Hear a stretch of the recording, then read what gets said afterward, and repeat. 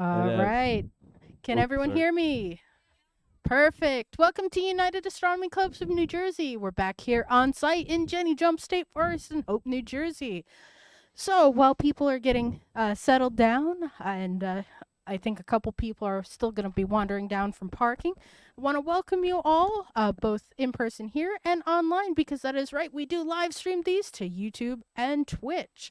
So if you're ever at home on a Saturday night wondering, what can I do at 8 o'clock? You could always join us here, say hi. I enjoy having chatters. you know, the small little things in life. You can also check out our website, uacnj.org. It's where you're going to find a list of all our upcoming talks and any of special events we might be doing, as well as information on our member clubs. Because that's right, we are a club made up of other clubs, and the best way to get involved in to astronomy is to actually find the nearest club near you. Because they're going to have tips and tricks for your area that I might not have for here. For example, he is used to living in a much more light polluted area. He knows tips and tricks on what you can find in like New York City. I'm not going to have that because I live in PA. Strange things.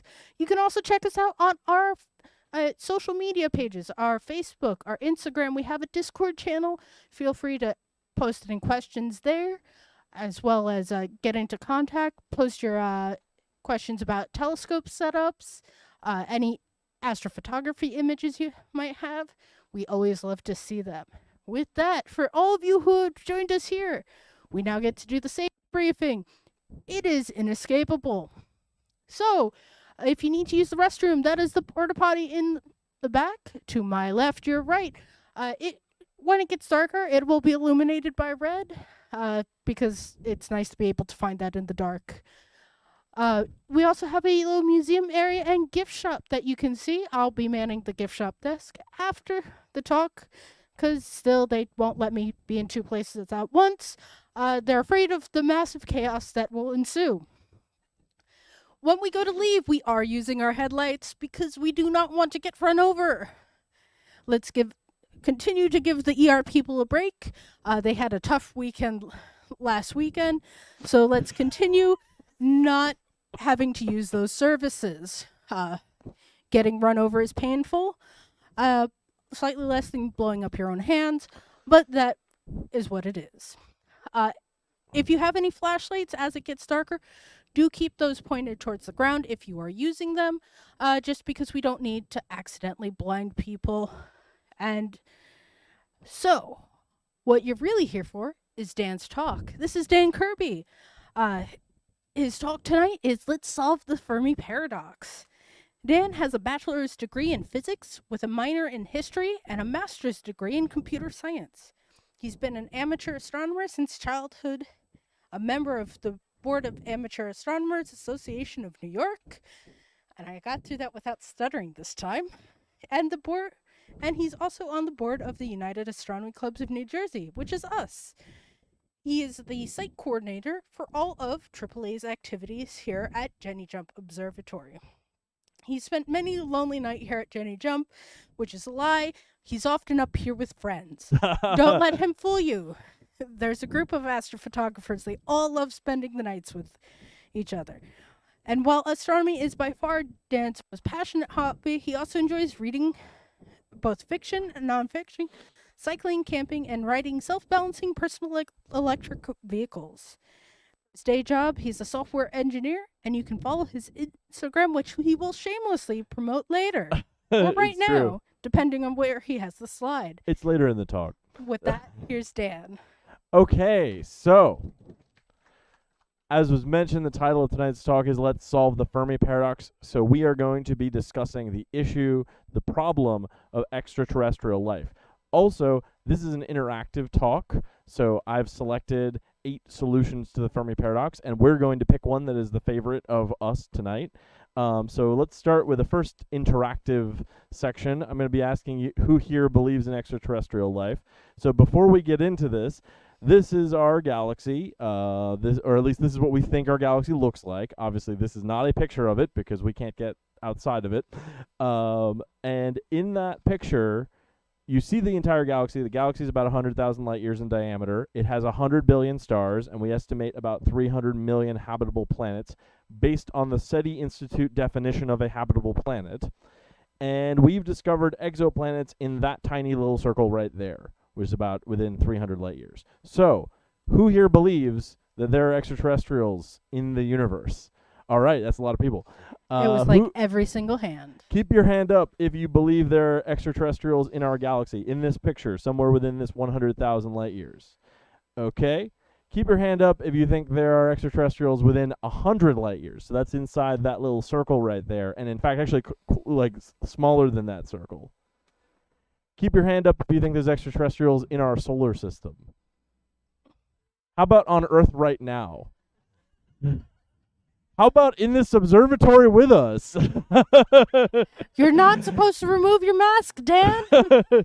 Okay, so spoiler warning. If you're like me, you got a big stack of sci-fi novels that are about, making first contact with aliens. It's impossible to do a talk like this without making a few references, but I've tried to keep the spoilers to a minimum. There's no Hitchhiker's Guide to the Galaxy spoilers in this. No. Okay, so first I'm going to explain what the Fermi paradox is, because obviously it's not necessarily common knowledge. Then we're going to go through the list of solutions that suggest we are alone in the universe. Then we're going to go through the list of solutions that suggest we are not alone. And then we're going to do a March Madness bracket. We're going to pick our favorite. So, what is the Fermi paradox? So, Enrico Fermi was an Italian-American physicist. He worked on the atomic bomb. He worked at Los Alamos. And he didn't actually, publish this as a paper or, really do any sort of publicity for it. It just happened to be he was, at lunch with some colleagues, and there was this cartoon in the New Yorker that showed these aliens stealing trash bins. Apparently, the trash bins were going missing in New York City at the time, and so the idea, that's why Eric Adams is bringing them back. So he them being physicists, them knowing about, the power of the atom and the potentiality of interstellar travel, he said, well, if there's anybody out there, where is everybody, right? So this was kind of formalized into this classical Fermi paradox, which basically says our universe is much older than we are, and even if you could travel at a fraction of the speed of light, we're assuming no, faster than light travel, a civilization could explore and colonize the entire galaxy within a matter of a few million years, which is relatively short compared to the age of the universe. So therefore, where is everybody? That's the Fermi paradox. That's the sort of classical. This happens every time. Yeah, it's like somewhere around this far into the talk, the Wi-Fi gives out. But it's okay. If we have to, I have the PDF.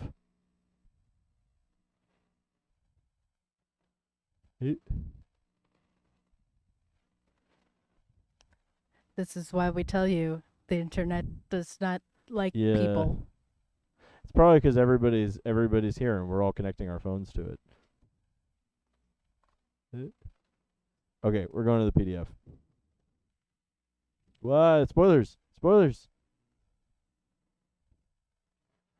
Okay, so a related concept to the Fermi paradox is the Dyson dilemma. So Fermi was talking about the notion of direct physical contact. He's asking, why are there not aliens already here on Earth? Why are we not a province in the galactic empire, right? Freeman Dyson, he was another physicist, he observed about 10 years later that historically our civilization has demanded an ever-increasing quantity of energy. So, if you look over the history of humanity, we're always using more and more energy. The only times our energy usage really goes down is when there's some sort of catastrophe, like the fall of the Roman Empire or COVID. Everybody was staying home, so you don't start the engine of your car, you don't burn so much gas, right? And so if you extrapolate forward, it seems likely that every civilization will eventually need all the energy that the sun puts out, or its host star puts out, right? So why do we not see the stars winking out as their civilizations, bottle them up into a giant sort of solar collector thing, which we call a Dyson sphere after Freeman Dyson? Now, the third variant of this I'm going to go through is the Great Silence. So, as I mentioned, Dyson's talking about observing a Kardashev Type 2 civilization remotely. I'm going to get into Kardashev types in a minute. And the great silence, and Fermi's talking about direct physical contact. The great silence refers to the later observed fact that we don't seem to see any messages from extraterrestrial civilizations through, like radio, right? So Fermi didn't have access to this information. Radio astronomy was in its infancy when he was articulating the Fermi paradox, but we have now, been searching for about 60 years or so, and we have never seen any repeatable anomalous signals from outer space. Notice, I said repeatable. So what about the ones that didn't repeat, right? So the most famous came in 1977. It's called the WOW signal. I'm wearing a T-shirt of it. The Big Ear was this radio telescope at Ohio State University. It was designed to detect interstellar hydrogen. So it was basically used to map the hydrogen sky, and it happens to be that the wavelength of hydrogen is also really interesting from a SETI perspective because it's a relatively quiet section of the radio spectrum, and we know that almost every civilization will know about hydrogen, and they'll know about that particular frequency, which is 1420 megahertz. We call that the water hole because there's this idea that this is where civilizations would meet and communicate, kind of like the watering hole, in the savannah where all the different animals show up to. We've had a few candidate signals since the WOW, but none of them have ever repeated, and few of them are as exciting as the WOW signal, and we've basically never been able to explain it. We have tried to reacquire it. People have done projects to try to see if they can see it again. It's never come back. Oh no! It's so the signal, the signal was like a like an unmodulated burst. But the guy who was reading the paper circled it and wrote "wow," so we call it the WOW signal because it wowed him. Okay, so I mentioned the Kardashev scale before. I'm just going to explain it now. So Nikolai Kardashev was a Soviet astronomer. He basically conceptualized this way of categorizing civilization into type 1, which would be a civilization that consumes all the energy output of its home planet. Type 2, which commands 100% of the energy output of its host star, so that's when you have a Dyson sphere. And Type 3, which is a civilization that commands 100% of the energy output of its galaxy, which would mean you put it's 100 billion Dyson spheres, right? We are about 0.7 on this scale. We're a little bit below the point of consuming all of its energy. So to put this all together and kind of tie it up in a nice little bow, we basically appear to be alone in three ways. We don't appear to be a province of some great galactic empire like in Dune, nor do we observe evidence of such an empire, out among the stars, which would be a Kardashev Type 3. We haven't found any ancient alien artifacts or evidence of ancient aliens exploring our solar system like the monolith from 2001: A Space Odyssey, which would probably be closer to a Kardashev Type 2. And we haven't found any radio signals from extraterrestrials like in the movie Contact, which would be possible with a Kardashev Type 1. It would actually be possible below a Kardashev Type 1, but realistically it's probably in that 1 to 2 range, depending on how much energy you're willing to put into just blasting signals into space, right? So now before we get into the solutions, I'm going to go through a few rules of thumb that will help motivate our thinking. So first, there's these two which kind of slightly feel conflicting: the Copernican principle and the anthropic principle. So the Copernican principle, as you might imagine, was articulated by Nicholas Copernicus, and basically says that we should assume that our position in the universe in both space and time is not special. So the way I like to explain this is, suppose you take the bus to work, and you happen to know that the bus comes every 10 minutes. And you didn't check your watch, you just showed up at the bus stop, and there's somebody else there, and they say, "Hey, when's the bus coming?" You say, probably about 5 minutes, because on average, you're going to get there, halfway between two buses, right? Now, the anthropic principle observes that the range of possible observations is restricted by the requirement that we must exist to make the observation. So our position in space and time has to be at least a little special, right? It has to be possible for us to be here in order to, for us to be here. So there's a reason that we don't live on Mars, right? Mars is not habitable for human beings, not yet.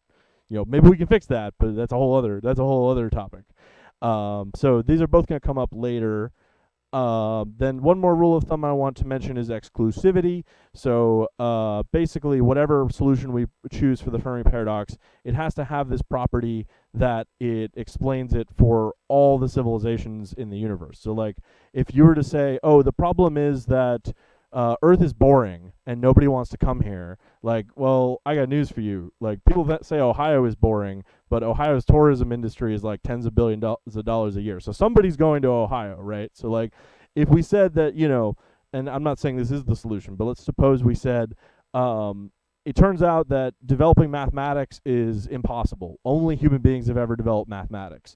Then we would say, well, that explains it, because you need mathematics to develop radio and space travel and all the other things that would be required to make contact possible. But it can't be that Earth is too boring. Okay, so now we're going to go through the bummer solutions. These are the ones where we're alone. So the first one I'm going to talk about is the Great Filter hypothesis. So this was conceptualized by Robin Hanson in 1996. He's actually not an astronomer, he's an economist. And basically the observation is there is a series of difficult milestones that have to be passed in order to get between the origin of your species and when you're the Imperium from Dune. So it's possible that one of these milestones may have been vanishingly impossible, like, nigh insurmountable. So just some examples of great filters we could have passed through in the past: the emergence of life itself on Earth, the transition from prokaryotes to eukaryotes. So prokaryotes are like simple single-celled organisms.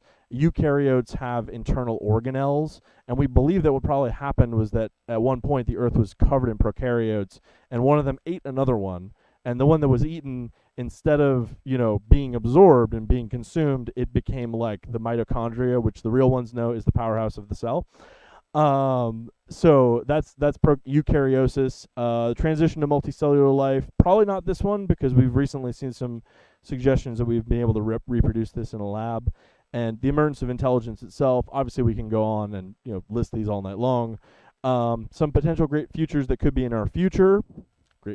Great filters that could be in our future: nuclear war, climate change, artificial intelligence, pandemics. You might be thinking, like, wait a minute, Dan, like, we've always had pandemics, right? That's not actually the case. Pandemics are a product of industrial civilization.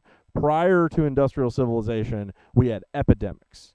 But the notion of an illness, spreading across the entire Earth, that requires, intercontinental travel, which doesn't exist without industrial civilization.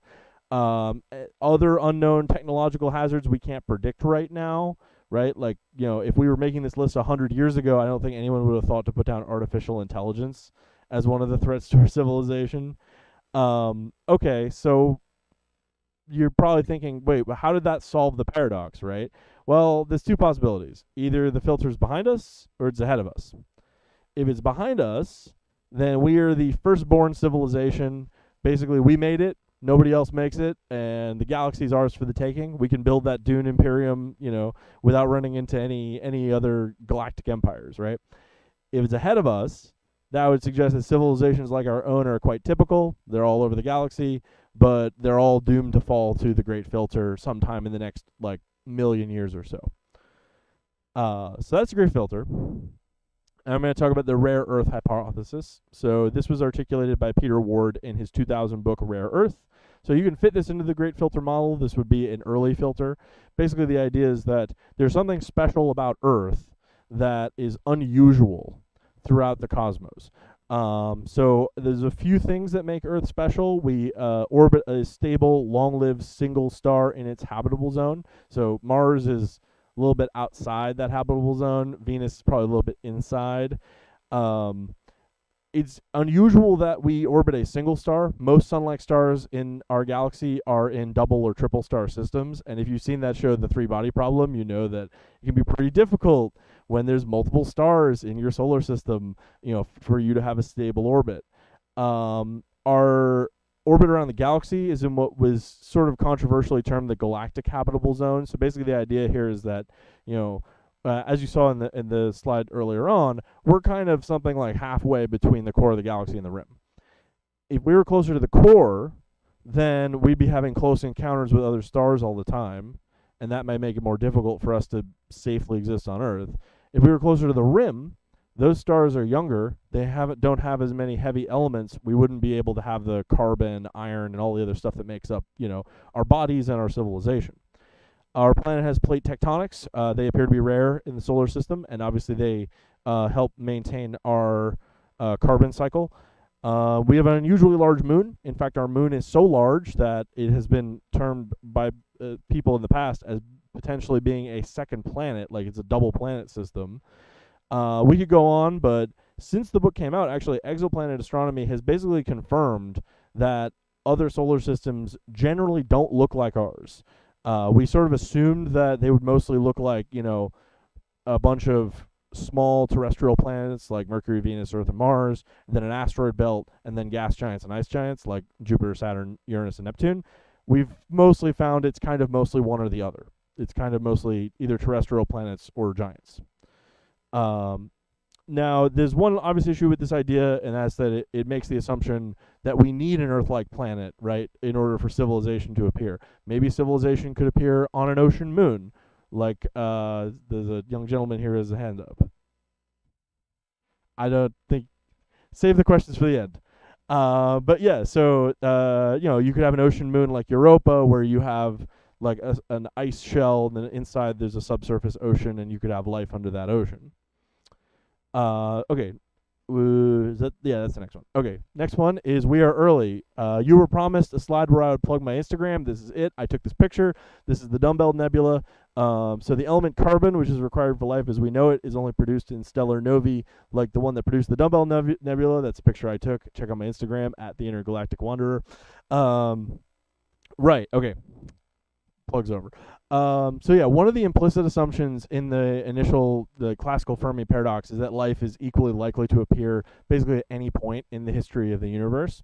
But we know that's not true. We know that our civilization relies on heavy elements that didn't exist at the dawn of the universe. So after the Big Bang, the universe was just filled with hydrogen, right? And as you can see on this periodic table, it might be a little difficult to read this, but this is showing the stellar production or like cosmic production of these elements and what happened in order to make those particular elements. So like, was it the death of a low mass star, the explosion of a massive star, a cosmic ray, merging neutron stars, exploding white dwarfs? So like a lot of the elements here are basically essential for us, right? Like carbon, oxygen, silicon, aluminum, lead.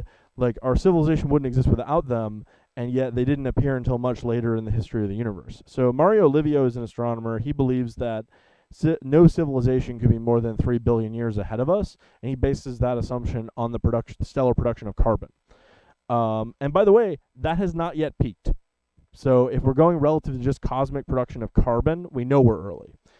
And another reason we might be early, is based on the anthropic principle, is that later in the history of the universe, the entire galaxy might be fully colonized, right? Like it might be that you can't appear in the late universe because every planet already has is already a province of some big empire. So that's kind of the thrust of Robin Hansen's more recent work, the Grabby Aliens model. I don't have enough time to go into that here. It could basically be its own talk, but suffice it to say I have strong opinions about that model. All right, next one. Civilization is rare. So perhaps life is common, but intelligent life and industrial civilization are not. So I mentioned before the concept of maybe finding life on an ocean moon, like we have many ocean moons in our solar system, Europa, Callisto, Titan, in the outer planets. It appears that alien oceans are quite common, but it's possible that aquatic life might not be able to create civilization because it might not be able to invent fire. This is the plot of the movie 2010, The Year We Made Contact. That's why the aliens wanted to turn Jupiter into a star, so that the space whales swimming around in the ocean on Europa could, get some land that they could colonize. We note that many species that we share the Earth with today seem to be roughly as intelligent as we are. Other apes, dolphins, whales, but they don't have complex languages like ours. And we know that as many as 20 other hominid species, that's human-like species, existed before us on Earth, including the Neanderthals, obviously, and yet out of all of them, only we have invented civilization. And as I noted in the Great Filter section, industrial civilization actually poses a lot of dire threats to us. Notably, we really live on a dinosaur planet, right? They ruled the Earth for millions of years. They never invented the steam engine, the internet, space travel, or Netflix. All things that you would associate with civilization. We're pretty sure the dinosaurs didn't have Netflix. Well, one sign that I would usually point to as to like how we know that there wasn't a civilization before ours is nobody burned up all the dinosaur sauce. That is, the fossil fuels, right? Like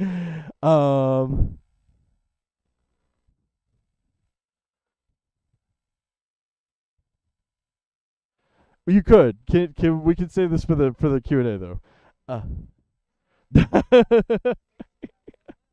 Maybe they did, yeah. The suggestion that maybe the dinosaurs developed space travel and left on their own. I like Doctor Who too. Okay. So we are going to have a Q&A session at the end, but he'll talk forever if we get him off track. It's good that we have hecklers. I like hecklers. Okay, so what if we are not alone, right? That's what we want. You all said you believe in aliens. You want to find them aliens, right? Like, so let's interrogate some ideas where we are not alone. We don't know how or where to look. So we've been searching for extraterrestrial life for a relatively short period of time compared to our own history. And it's possible that our assumptions about extraterrestrial life could be based on our own biases. So I think this is a really illustrative example. So Percival Lowell was a very accomplished astronomer. He had an observatory that he built. He was a wealthy Bostonian, and he built an observatory in Arizona, and he spent night after night observing Mars. Because he was convinced that he was seeing canals on the surface of Mars, and he was drawing maps of these canals. So he believed that there was a civilization on Mars that was using these canals to ship water from the polar ice caps to their equatorial cities, because Mars is a desert planet and their civilization was dying. He was right about one thing: Mars is a desert planet, but everything else he was wrong about. Also, by the way, Percival Lowell was one of the people who predicted the existence of Pluto, and that's part of the reason it's called Pluto, is to honor him. P.L. Percival Lowell, Pluto. But so if you think about it, in the world he was living in, right, canal building was very common. There was the Suez Canal, the Panama Canal, the Erie Canal were all built in that century. And so it makes sense that he would think that see canals as a sign of civilization, of high technology. If we were looking today, we should be looking for TikTok dances. And then I'll even note here, even if there were extraterrestrial civilizations signaling to us in the radio spectrum, how would we know what frequency to listen on? I talked about the water hole before, but there could be other frequencies that could be just as interesting. And it's not as though we've never discovered any anomalous signals, just not any that repeated. Percival Lowell. Lowell. Lowell. Continuing on this thought, I think people tend to have an idea that astronomers actually spend a lot of time and money and resources on SETI, searching for extraterrestrial intelligence, but it's actually one of the hardest fields of astronomy to find research funding for. We have a radio telescope here at Jenny Jump Observatory that was built to do SETI research and is currently sitting idle. So if anybody wants to look for aliens, we got the equipment. We just need someone who has the time. And as I mentioned, the WOW signal, a lot of people look for it to return. The same telescope spent 100 hours, just 100 hours, looking for that signal to reappear. And I mean, but now it's a golf course.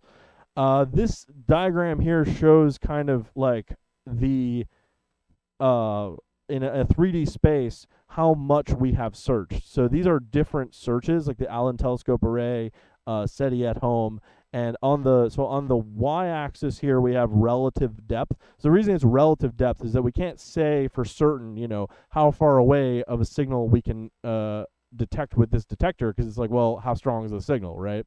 And the fraction of the sky, that's more of a concrete thing. And then the frequency, you can see there's huge sections of this graph that are empty where we just have not looked. All right, the next one, the dark forest hypothesis. This one might be one of my favorites. This is a lot of fun.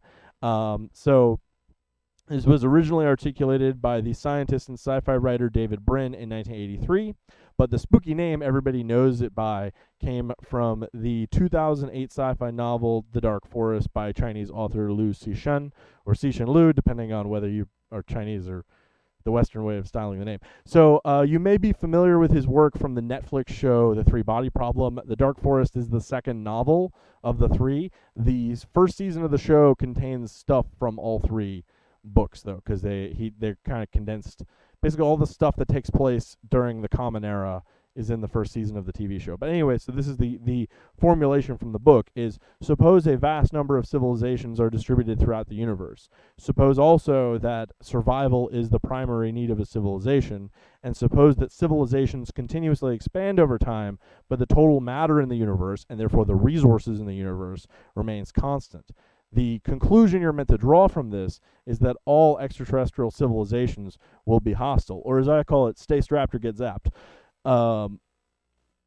So another problem here, or another sticky wicket, is that in an interstellar war, you really want to win on the first shot. You know, you don't want to launch like an invasion fleet that's going to take like 500 years to get to your enemy solar system, and then show up and find out that their weapons are all obsolete because the enemy had 500 years to make more technological advances, right? So what you really want to do is you want to use a weapon that basically like is completely remote and unpiloted. Like, for instance, a relativistic impactor. So that would be like you hurl a moon at them at like 99% the speed of light, which is sort of what this drawing is trying to represent. That's not a real picture, by the way. That didn't happen. The moon landing was real, but this didn't happen. You could use a particle beam weapon, but I think by far my favorite version of this idea is the information warfare concept. So like, imagine, you know, we make contact. These aliens have sent us a signal, and it's got like instructions to build a machine, you know, like in the movie Contact, and we think, oh my god, it's going to be the wormhole generator that takes us to their home planet, but then it turns out it's a bomb and it explodes and destroys the Earth, right? So now the only problem with the Dark Forest hypothesis is, how would we hide if we wanted to? You know, if you're getting worried about the Dark Forest hypothesis and you're thinking, oh crap, I better put my phone on airplane mode right now so that I don't send any signals into space, I got bad news for you, man. Like, there's nothing we can do to recall the signals we've already sent to space, and the brightest signals that we're sending to space are actually not radio communication. They are our missile defense, weather radar, air traffic control, things that we're just blasting constantly into space. And even if we turn those off, it's still quite evident that there is life on Earth because of the biosignatures on Earth. You know, the oxygen in our atmosphere, the seasonal variation in carbon dioxide as we, you know, go from winter to summer. It's very clear that Earth is inhabited and has a civilization. So it doesn't seem like the reason why we haven't been destroyed is that we're hiding. Okay, stay-at-home civilizations. So this solution proposes that interstellar civilization does not exist. So Kim Stanley Robinson, in his novel Aurora, basically articulates the idea that it is practically impossible to colonize another star system because life is a planetary phenomenon, and therefore we will encounter two types of planets: lifeless rocks and hostile ones. Now, in this context, I don't mean hostile like in the Dark Forest sense of the term. I mean hostile in the sense that it would have indigenous life that would be toxic to us. You know, there could be like a prion or like a disease that would kill us, right? And if we wanted to colonize a lifeless rock, we got plenty of those in our own solar system, right? We got Mars, which we think is lifeless. We've got the asteroid belt, which we think is lifeless. We've got the outer planets and all their moons. In human history, colonialism and imperialism have focused on seizing resources from other places on Earth, but our solar system's resources appear to be the same as all the other stars in the galaxy, right? Like, it's not like on Earth, you know, like in science fiction, right, we have to make up, you know, fake resources to steal from other, like in the Avatar movie, in the first one they need the unobtainium, and in the second one they have that goop that halts the aging process. By the way, if you want some goop that halts the aging process, it's called sunscreen. You should wear it. But yeah, so it seems likely that human civilization could exist throughout our solar system. We could get to trillions of humans and never have to go to another star. I put up this picture, you know, kind of knowingly. So this is a map of the British Empire in 1901. This was the largest empire in human history. It took them 400 years to conquer 23% of our population, and they immediately collapsed. And this is actually a map of their communication system. This is their telegraph lines. So they had a telegraph line that went from England across to Canada, down to Australia and New Zealand, across up to India, though actually really, really close. It's actually just touching Sri Lanka. It doesn't connect to India. Then down to South Africa, back up to Bermuda, and then back to England, right? So if you're the imperial viceroy in Delhi and I'm sending you a message because I'm the prime minister and I have like my orders for you to carry out, they are traveling at the speed of light. You're going to get them instantaneously. Now, imagine I'm the emperor of the human collective, and I'm here on Earth in our capital, obviously New York City, right? And, you're the imperial governor of Alpha Centauri, the closest star. I send my signal out for my orders for what I want you to do. It takes 4 years for you to get my orders, and then 4 years for your reply to get to me to even tell me whether you decided to carry them out. So it's possible that an interstellar polity just couldn't exist. Like a nation state on the scale just could not exist. All right. I'm sure there's a lot of you who are tearing your hair out looking at me saying, Dan, you are missing the forest for the trees because we've already found the aliens. They're already here, man. We got UFOs zipping all over the place. We got that thing that crashed at Roswell. And, I think there's a few problems with that. For one, I think it's a little weird that they're always crashing, right? You always hear about these aliens crashing. If you think about it, we drive automobiles. They have a lot of energy packed into their a gas tank or an electric vehicle battery. When they crash, they can cause big explosions. It can be quite dangerous. You would think that a vehicle that could travel between stars would have so much energy packed into it that if it crashed into the planet, boom, that'd be the end of it, right? Astronomers like myself are imaging the entire night sky basically every clear night, and generally we don't see any of these UFOs. Any astronomer will tell you that lay people are not very skilled at identifying flying objects. We routinely get calls here at the observatory for people trying to confirm their UFO sightings. There's a famous story, like in the 90s, they had this big blackout in Los Angeles. And people were calling 911. They were panicking because there was this strange thing in the sky. It was the Milky Way. They'd never seen it before. Okay, so by the way, this is what happens here at the observatory if you call us to report a UFO. Why is there no sound? He just said we're moving the Hubble, and then you hear a bunch of camera shutters, and then this guy says, "Ooh, it's enormous." This is from our Armageddon. I'm the guy with the long hair in this video. Okay, so some of you are thinking, well, wait a minute, didn't the government already confirm that they're aliens? That's true so long as you change the meaning of the words government, confirm, and aliens. So what actually happened? So in 2017, the New York Times published this article about these 3 videos that leaked from the U.S. Navy that are being branded as UAP, or unidentified aerial phenomenon. I've also heard unidentified anomalous phenomenon videos. And as I kind of alluded to, journalists are also lay people, and they're generally not trained to identify objects in classified military infrared cameras. The Navy eventually released all the videos in high resolution, probably because they got buried in FOIA requests. The most interesting story, but far from the most interesting video, is from the Nimitz incident. So I'm going to talk about the Nimitz incident on the next slide, but so I recommend Mick West's YouTube channel. He's really great in his analysis of these videos, and I think he's pretty much identified most of these flying objects. This is from the Nimitz video. This tic-tac object looks an awful lot like what a regular airplane would look like if you videoed it through an infrared camera from a great distance.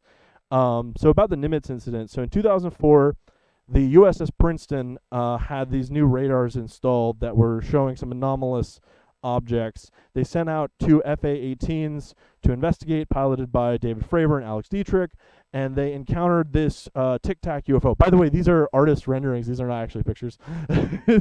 So they encountered this UFO, and it sort of allegedly flew, circles around them. It did all these aerial acrobatics. And it's really interesting because a very similar incident occurred in October of 1948 with George Gorman, not related to George Foreman. He was sent up in a P-51 Mustang to investigate a UFO, and you have sort of a similar story. This object is flying circles around him. He's doing all sorts of acrobatics, And what's interesting about the Gorman incident is that there were witnesses on the ground, and the witnesses on the ground said that they didn't see this object moving at all. It was just the motion, like his plane is flying around, and this is creating an optical illusion. We call this the motion parallax effect. So it's possible that the Nimitz incident was similar to that. By the way, the Gorman UFO was determined to be a balloon. I don't know what Alex Dietrich and David Fravor saw, but I know that it's not in that video because their airplanes were not the ones that took that video. Okay, one last thought about the UFOs.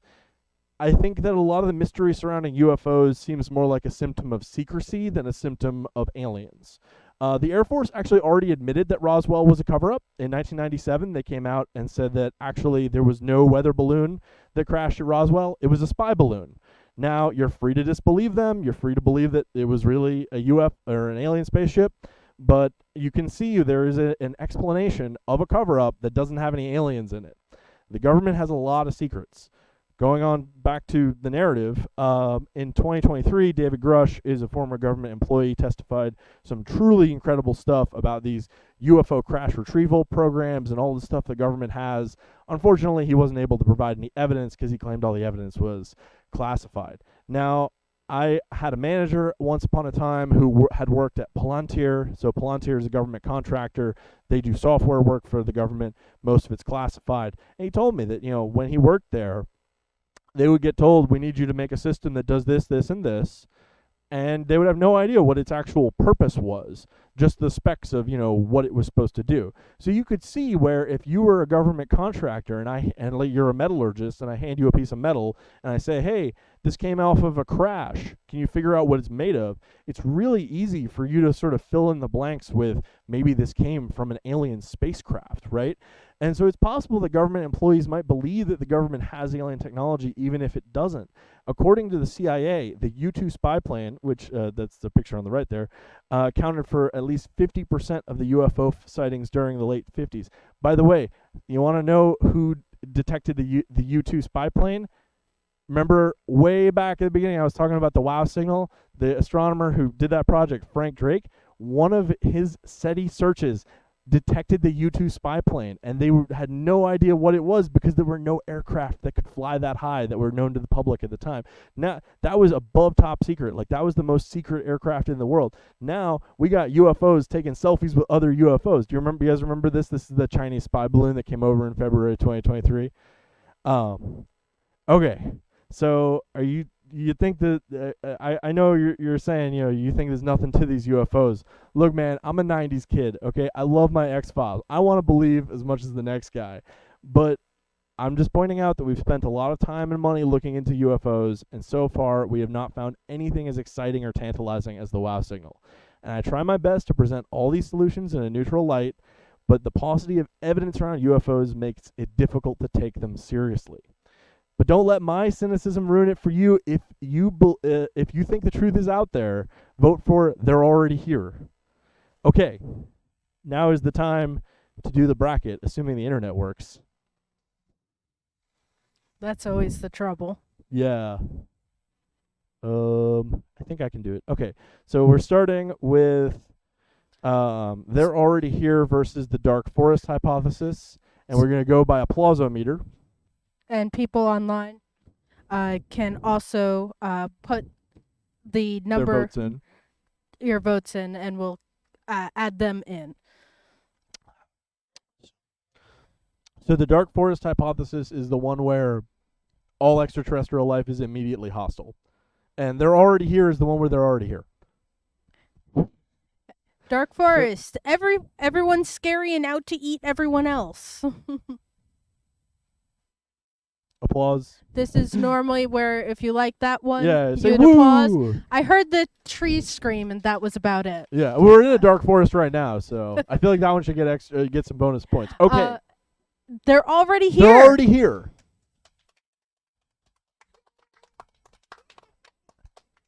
I feel like they're already here. I don't know. You think it was more dark forest? So let's try that again. Dark forest, everything's scary and out to eat us.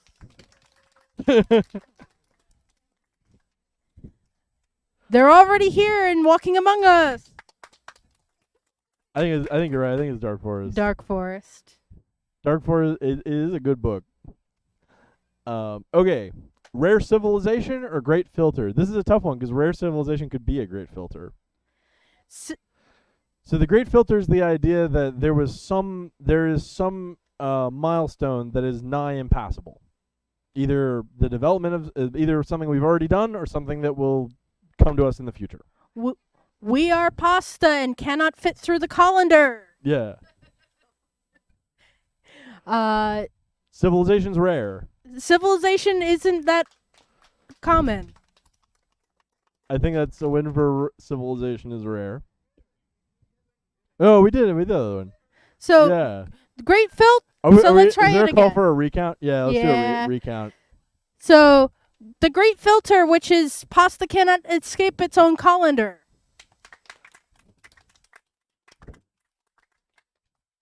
Rare Civilization. It's very hard to find intelligent life. I still think Rare Civilization won.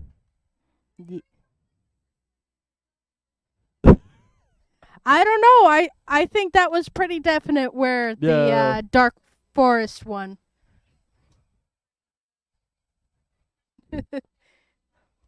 Do we have a winner? Yep, so Rare Civilization. All right. Okay. We Are Early versus Rare Earth. So to restate them, We Are Early is the idea that the human civilization exists early in the history of civilization in the universe. Rare Earth is the idea that the Earth is somehow special and in an unusual way that we don't find elsewhere in the cosmos. So, are we the first people to actually make it this far? Next is Earth is Earth special. the best planet ever? I think that's Rare Earth. All right. Stay-at-home civilization versus we don't know how or where to look. So, stay-at-home civilization, interstellar colonization doesn't happen. And we don't know how or where to look is we don't know how or where to look. Stay at home where everyone has cooties and that takes way too much effort. No one wants to stay at home or thinks it takes too much effort. I think that one lost. So we don't know how or where or what things look like. Such a powerful response. That wasn't such a good. Okay, so now Dark Forest versus Rare Civilization. It's like it's the spooky one versus the like really sad one. So Dark Forest, everyone's out to eat each other. Rare Civilization, intelligent life is hard to find. I think Rare Civilization won that. Let's try again because I think that was tied. One last So, Dark Forest, where everything is out to eat everything else. All right, Rare Civilization, intelligent life is hard to find.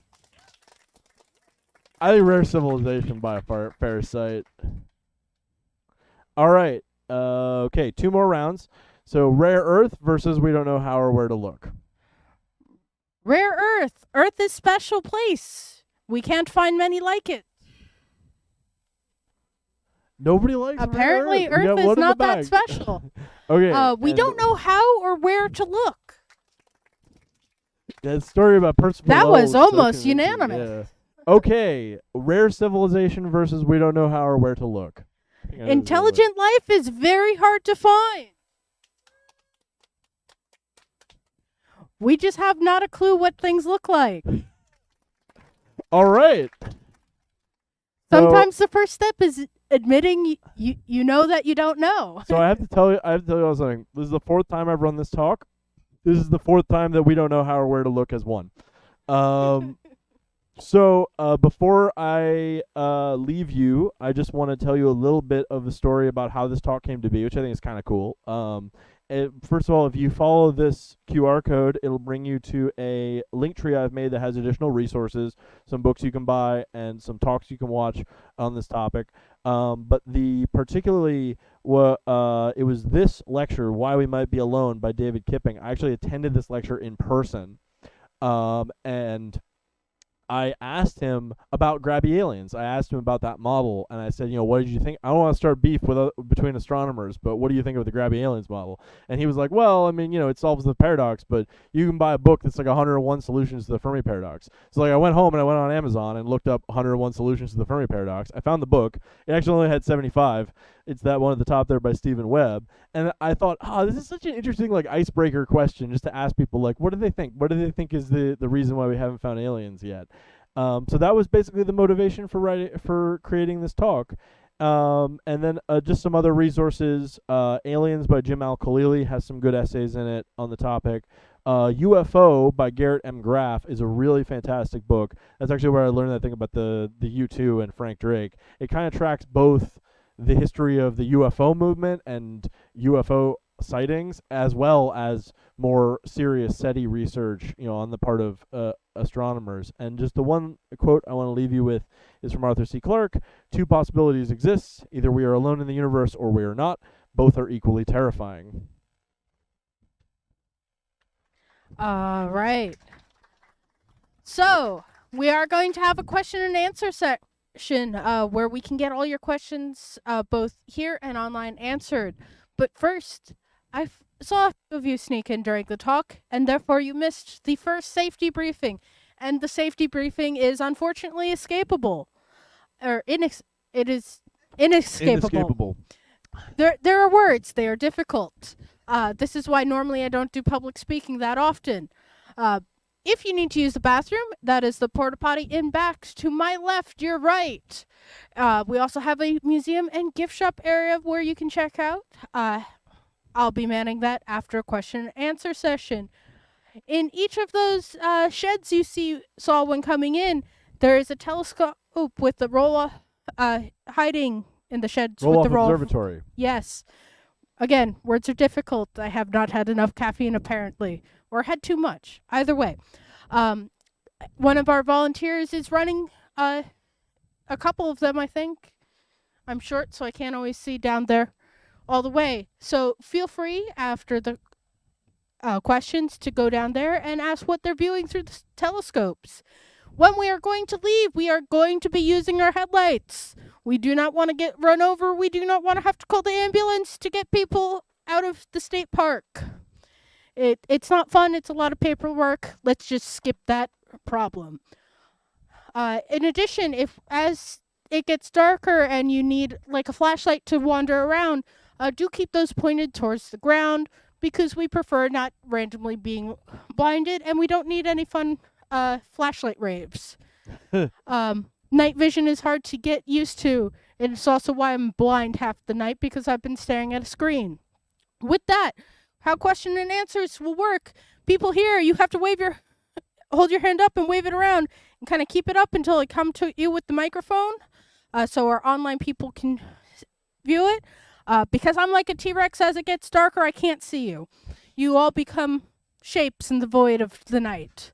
Online people, you can just type it. So we're going to start this off with an online question, which you had actually answered. Do you have a radio telescope or SETI set up at the observatory? It's true, we got one. So we do have the equipment.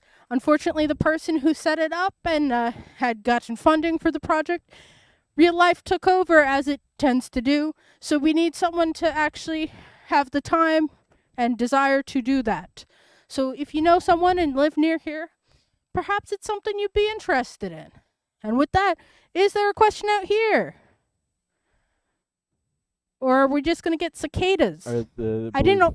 There's a question right there in the middle. Oh. It's right there. So many heckles. Finally, the question. Hi. So this is adding on to the question about what they would look like. What I always found the problem with aliens is that essentially we wouldn't even be able to know, like, if there's an animal with an alien with intelligence, they probably wouldn't look anything like us. For sure. Not just like in most movies or books or TV shows, you'll see aliens who look human but have like weird veins on their face or things like that. I mean, that's I mean, cheap how to would do. we even know if like there could be my main question was, if they're physically different and the elements are different on their planet, how do we know they would use it the same way? They could have elements that we consider to be magic and they consider signs to be magic, and we wouldn't be able to have the same correlation. Like you said, with math could be a problem with the filter problem. Could there potentially be the situation where we just have different types of ways of getting out there, and there's such a range of travel abilities that they haven't reached us yet? Okay, so I definitely think that, I mean, our imagination is not fit to the task of like seeing like what an extraterrestrial would look like. That said, I think their culture, their language, their like art and music would definitely be completely unintelligible to us. But mathematics is universal. They would have the same value for pi. They would have the same like they might not have the same base system. Like we use base 10 because we have 10 fingers. But like they might have like we have ways of communicating our base system. Um, Yes, it's possible that it's good that I have a physics background because I think a lot of people who do these talks might not be able to answer this, but it happens to be that we know that like logical systems are either complete or they are correct. That's Gödel's incompleteness theorem tells us that. So it's possible that they have like systems of like predicate logic that would not be intelligible to us, but their conception of like pi and like their understanding of like hydrogen in wavelengths, electromagnetic spectrum, those would look the same. Like we would have difficulty in connecting on like mathematical logic, but that's just a unique problem to that. But yeah, I think it's quite possible we would be able to communicate with them, at least insofar as we can communicate math. But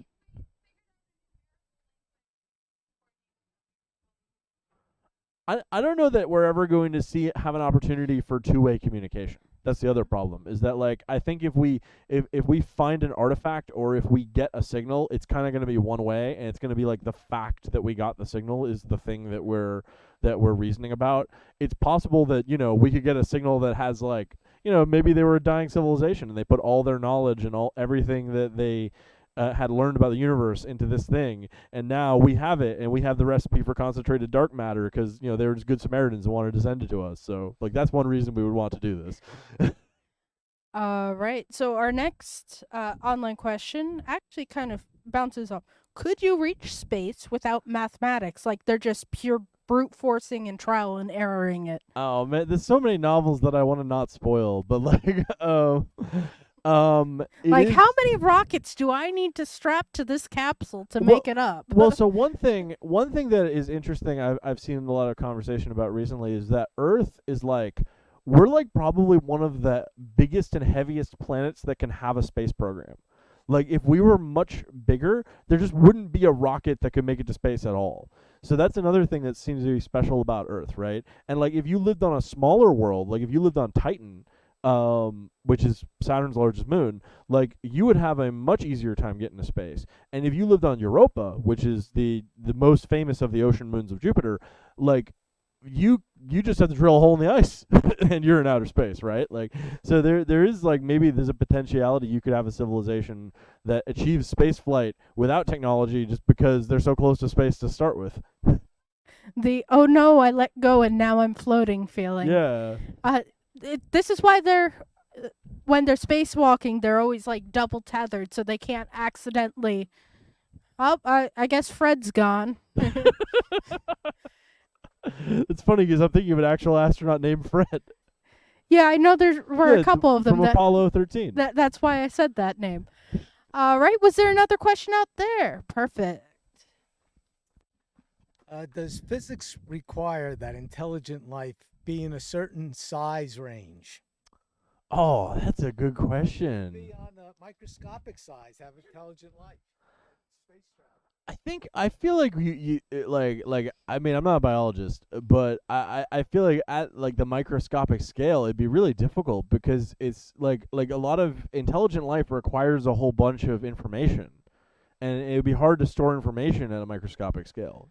I You know, think like- at microscopic scale, because they have made biological computers or they're working on it, you'd have to almost have multiple microscopic organisms working in tandem Yeah. to form basically a hive mind or a brain of its Oh, own. that'd be so rad. That'd be Which like, at that point you um, have a whole nother AI problem to deal Have you with. guys ever seen? We are not making Skynet here. that Game of Life thing, like where it's like there's a cellular automata. That's like so rad. Oh man, I feel like we just wrote a sci-fi novel. Right. Was there another question out here? And keep in mind, I'm night blind, so you There's have one to. right here. Is there like a definition of, intelligent species or civilization? Like, if we found it, how would we know? So I think it would be easier to come up with. So there is no definition that would be like universally agreed upon. But like in science, we have what's known as a working definition, where like you will say, for the purposes of this study, I'm defining, this is that, right? And like usually, when interrogating the question of what is life, then we always run into these problems of like, well, if we say it's like it's self-replicating, it consumes energy, it changes its environment, like that describes, most living things on Earth, but it also describes fire. And so like usually we run into those kinds of problems where it's like, do you include viruses? Do you include, fire, right? But like for intelligent civilization, I think we can be a lot more precise, because we would probably say like, and usually like when astronomers have looked into this, like when Frank Drake first started looking into this, he was basically defining intelligence as they invented radio communication. So like, all right, that's easy, we can use that. I think that in the modern day we might be a little bit more like catch as catch can about that, because we have noticed the fact that there are things we're doing to the Earth that are visible from interstellar distances. This is something we weren't aware of 50, 60 years ago, that are products of our civilization but are not in any way communicative. Like the fact that there's a bunch of extra CO2 in the atmosphere from our fossil fuel emissions, but also like the fact that there are chlorofluorocarbons in our atmosphere, or like dimethyl sulfide, and things that like nature just doesn't produce. Or another really interesting one is light pollution, because our street lamps use sodium. So like Earth just emits the sodium line at night because we are using sodium in order to light our streets. Also, I think that's actually a basis for a lot of conflict in a lot of the sci-fi shows we have. For example, Star Trek, there's always the, humans don't Yeah. qualify as sentient. They're just barely above my dog. Or whatever Yeah. passes for a dog for, the alien species. Yeah, or So like- there's always going to be some tension, and taxonomy is It's a dicey helpful topic. at best, horribly misleading at first. I believe it was someone in ancient Greece tried to say, well, a human is bipedal and hairless, and someone brought in a plucked chicken and said, behold, a man. So we do have to be like, hey, you followed the letter of the law, but that's not But the not spirit. yeah. So there's always going to be evolution, let's say, as we discover new things and have to readjust or reevaluate our positions. Right. Online people, if you have any questions, do get them in, because I don't have any more online questions. Were there more questions out here? Way at the Is back. that kind of wave around your hand so I can actually, there we go. I'm a T-Rex. As soon as you stop moving, I can't see.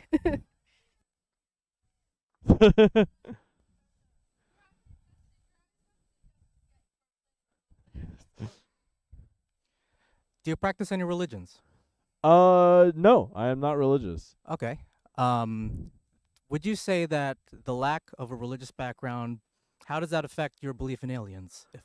That's interesting. I think so. I feel like well, okay, so this can get kind of dicey, because different religions have sort of different takes on this.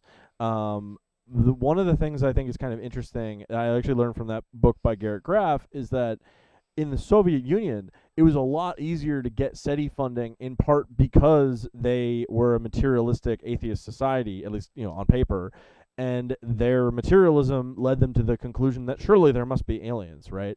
I think a lot of religions, struggle with conceptualizing what it would mean for there to be extraterrestrial life.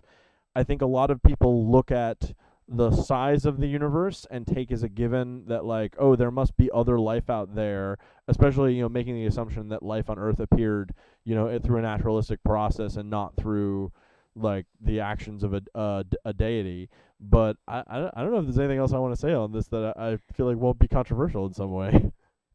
Yeah, I hold that religious beliefs are a personal thing and can inform or your opinion, but aren't necessarily going to be the same even with people of the same faith. That's true. So I do try and steer away from topics like that could accidentally cause a war, because we want to work together. We want to work together to find out more rather than so focus on what divides one us. thing I think is really interesting, and this is just sort of tangentially related, and you can make it of it what you will, is that when the Big Bang Theory was first proposed, it was actually seen as more similar to the Catholic worldview than the sort of secular worldview. And it was sort of a boon for Catholics, the idea that, like, the universe started at, like, this one point, because their religion basically says that God said, let there be light, and that sounds like the Big Bang. So I think, like, it can get really weird in that, today we don't really associate the Big Bang Theory with Christianity or Catholicism. And I think that, the way we conceive of our place in the universe is deeply enmeshed with religion, but there's also, like, the secular approach to it. I think that has a big impact on the way you view it. All right, was there another question? Perfect. Ooh, they had their phone. I can see that. Yeah, that was smart. Thank you. I have no knowledge of this whatsoever. I'm just fascinated by this, and thank you so much for putting on this presentation. And this kind of like piggybacks on the religious question, but I don't want to be religious about it. The Great Flood and the fact that there might be civilization that was actually expired because of the Great Flood, and it was a great reset. So my question is there a possibility that there was actually extraterrestrial life here before the Great Flood that just got wiped out with whatever else was here? And so that's all. yeah, okay. I alluded to the idea of, like, ancient aliens, right? And I think that if we're going to ask the question of whether there could have been, like, if we're asking, were there past civilizations on Earth that we don't know about, the answer is unequivocally yes. Like, that is just a product of anthropology. We know that, like, there were people who lived in the past who didn't leave any artifacts behind. If we're asking whether there were advanced civilizations like our own, then it kind of starts feeling like science fiction, where you're like, well, wouldn't they have, and I said this before the talk, or like early on, like, wouldn't they have burned all the dinosaur sauce? Like, how come we still have dinosaur sauce to burn if there was this industrial civilization before us? Maybe they had something else that was way cooler, but I think that, if you're asking about, so, and I don't want to make any comments on religion, but what I will say is that, like, it is totally possible that extraterrestrials have visited Earth. I think that's something we cannot rule out. And it's, if you have to estimate, like, how often they visit, then the astronomers who've looked into it usually come up with a number that's like every 10,000 years or so. So, like, if 10,000 years aliens built a base on this planet and then they decided to leave and they dropped a nuke on it, we probably wouldn't even be able to notice the elevated radiation. So, all right, he's got to follow up. Hold on. No, but no, online but people for can't the hear. online audience. This is super quick. Is there a possibility that we're actually the extraterrestrial life on this planet? No.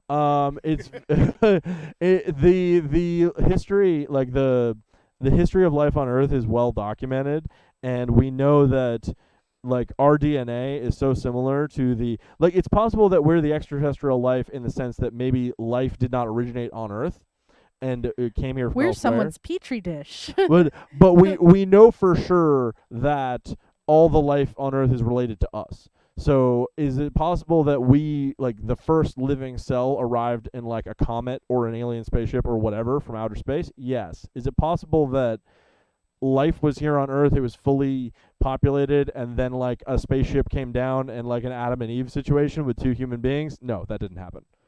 Because we're just too similar to the rest of the life on Earth. Like we can eat it, right? Like if we were from another planet, we would probably not be able to eat the food that grows on this planet because it would have the wrong amino acids. Also, yeah, breathing is a very important function here. What was I gonna say? The breathing threw me off. Oh, well, okay. So one thing I wanted to mention, and I've been asked about this before, is the concept of silicon-based life, and this is obviously a controversial topic in exobiology, but generally the consensus is that it is unlikely we will encounter silicon-based life. It is likely that we will find other carbon-based life forms, which is wild, right? Because we think of that as being so like endemic to us. But think about this. There's a bunch of chemical reasons why this is the case. Silicon can make similar bonds to carbon, but it's just not as efficient as carbon. But like just to give you a concrete example, almost literally a concrete example, like we breathe in oxygen and we exhale carbon dioxide, right? So imagine you were a being that it breathed in oxygen and exhaled silicon dioxide. You know what silicon dioxide is? It's sand. So you would be like walking around leaving this like trail of sand behind you. So the driest slug ever. Yeah. What I was gonna say is it possible a civilization was here before? And it's kind of unlikely because just like we're in a state park now, and you do try and leave no trace. Any trash you make or accumulate, if you're bringing it in, you're bringing it out. Humans aren't great with that, so it would make sense that other civilizations also might have a similar problem with a leave no trace situation. Let's face it, we've sent things into space onto foreign celestial bodies like Mars and the moon, and even against our best efforts to have them sterile, we definitely left some stuff there. There's a bunch of bags of poop on the moon. Right, so online questions are good. Any last minute questions here? We got one. I see one all the way over there. And I think that's going to be the last question once we get this. Hello. Have you ever seen a UFO or known of anyone who's seen a UFO? And how do you think about that? Yeah. I have seen many UFOs. He is really bad at identifying flying objects. Most of the UFOs I've seen have become IFOs after a little while. I've seen things in the sky that generally I'm pretty sure I know what they are. There's been a few where I was like, whoa, that was weird. Like one time I was out on my balcony doing astronomy, and like this, it must have been like one of those paper like balloons with a little like candle in it or lantern, and it like zipped right over, and I was like, whoa, that was crazy. And I like tried to get my telescope on it, and it was like so far away, and like I'm like 99% sure it was a candle, with attached to a little balloon. Could it have been an alien spaceship? Maybe, but I think that's pretty unlikely. I've seen a lot of satellites. I often am able to identify them using the app on my phone that tracks satellites. By the way, the International Space Station is going to be coming over us in about an hour and 15 if you're still here. I've never seen anything I can't explain. I have a buddy who does astrophotography with me, and we were talking about this topic, and he said, one night I was out camping with my buddies, and I saw this object in the sky, and it was zipping around, making all sorts of maneuvers, and I was really drunk. They were in a field of fireflies. So, you also sometimes have to take into account various substances people might consume. Yeah. Another time I was out on the balcony and I saw what I thought was two satellites. Like there were two sort of glowing orbs and they were like going east, and I was like, that's probably a satellite. And then they started to like arc toward each other. And I was like, that's weird. Satellites don't do that. And I'm like about 99% sure those were birds. Because a funny thing about birds is now that we have all this light pollution, right, we basically bottom light their bellies. So the thing you tend to see is like the belly and not the wings. But I mean, maybe it was something really weird. I don't know. Right. So I want to thank you all for joining us here. If you have any questions after this, you can obviously hunt Dan down. I'm sure he's going to be out on the observing field somewhere. Or if you think about something later, like I said, we have social media, we have a Discord channel, we have a website with contact info. Feel free to reach out to us. Or Dan, because he's usually great about answering questions. With that, we want to thank everyone and have a good night.